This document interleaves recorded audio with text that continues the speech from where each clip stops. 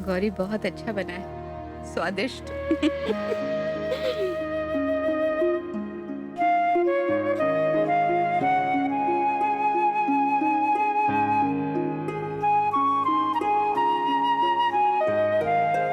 अम्मा,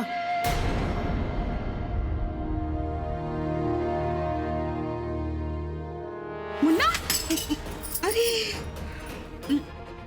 मुन्ना, तुम इतने जल्दी आ गए। हमें तो तुम्हें फटफटी की आवाज भी नहीं आई। हमारी दवाइयाँ मिल गई मुन्ना? मुन्ना, बाजार में मतलब भीड़ तो नहीं थी? बस बस अम्मा, कितने सवाल पूछोगी?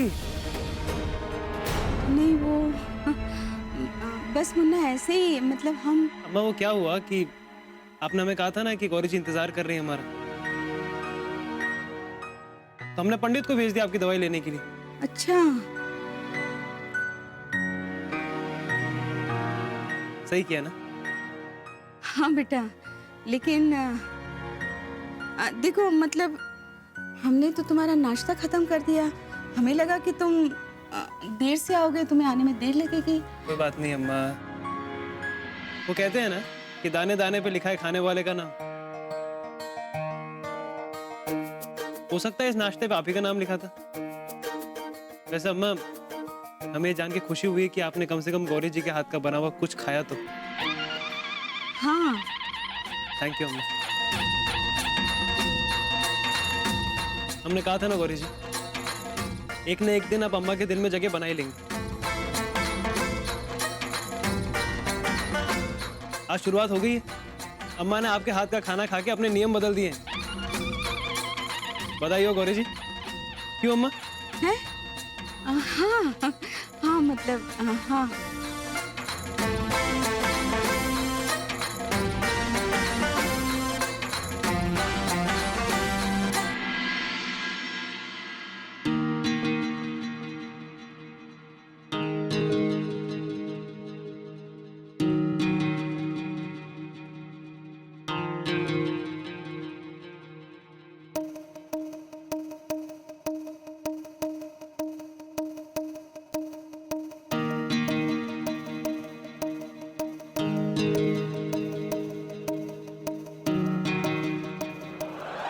ए भोलेनाथ, हम क्या करें? पाँव काट भी तो नहीं सकते।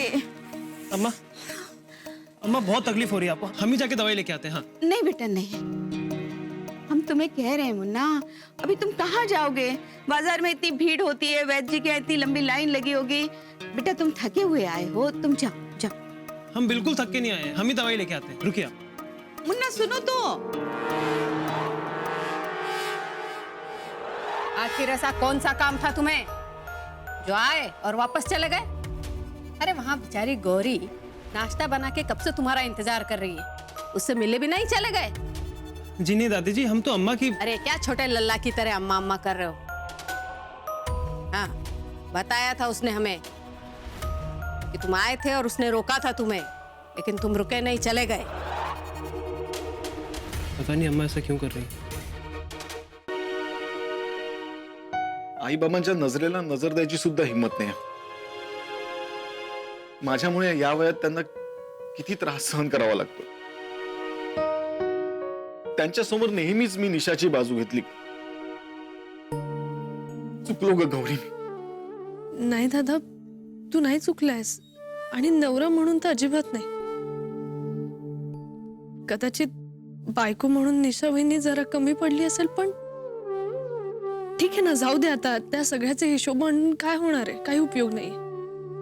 हे बघ दादा, आणि ही खचून जायची वेळ नाहीये ना. आणि एक सांगू, आपल्याला जर काही सुचत नसेल ना, तर आपण त्या व्यक्तीकडे मन मोकळं करावं ज्याच्यावर आपण खूप जास्त प्रेम करतो. बरं, तू काळजी घे. ठेव मी फोन. हो हो, बाय बाय.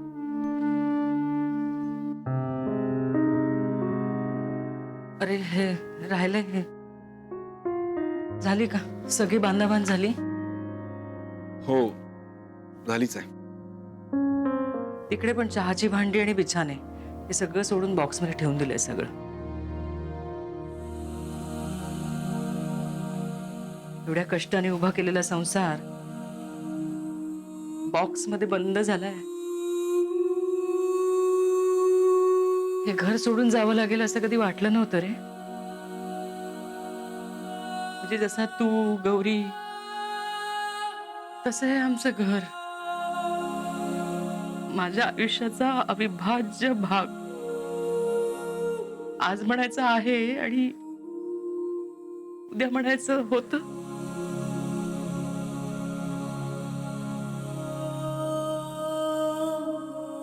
पै पै जमून फार हौसेने घेतलेलं घर आहे. खऱ्या अर्थाने घामाकष्टाचं घर आहे. तुमच्या बरोबरच लहानाचं मोठं झालंय हे घर. आमचे संस्कार झालेले आहेत या घरावर. म्हणजे आम्ही माया केली या घरावर आणि या घराने आठवणी दिल्या. कितीतरी सुखाचे क्षण दिले. दुःखामध्ये साथही दिली. आता या घराला सोडून जायची वेळ आली बघ.